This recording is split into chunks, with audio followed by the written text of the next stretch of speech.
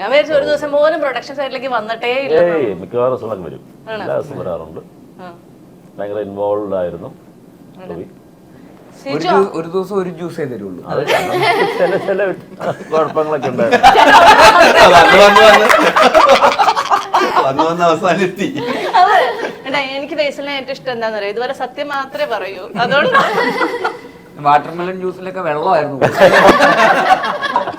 അങ്ങനെയൊക്കെ ഉള്ള ചെറിയ ചെലവ് ചുരുക്കൾ അത്രേ ഉള്ളൂ. അടിപൊളിയായിരുന്നു. 4 മണിക്കൂറിന് ഒരു ഗ്രീൻ ടീ, 4 മണിക്കൂർ കഴിഞ്ഞാൽ അടുത്തത് കിട്ടും ചായയൊക്കെ. ഈ ടൊവിനോ തോമസ് പ്രൊഡക്ഷനിൽ ഒരു സിനിമ ഇറക്കുമെന്ന് സ്വപ്നത്തിലെങ്കിലും പ്രതീക്ഷിച്ചിരുന്നോ ഷിജു? എന്നാലും അവ ഇത് കേട്ട് കഴിയുമ്പോഴത്തേക്ക് ഉണ്ടായ മാനസികാവസ്ഥ എന്തായിരുന്നു? ആണോ? എന്താണ് സിമ്പിൾ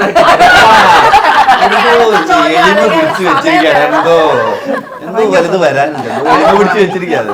ഭയങ്കര സന്തോഷമായിരുന്നു. വീണയാണെങ്കിൽ സന്തോഷം കൊണ്ട് ഞാൻ ചോദിച്ചു വലുതായിട്ടൊന്നുമില്ല, സ്വപ്നമൊന്നും കണ്ടില്ല.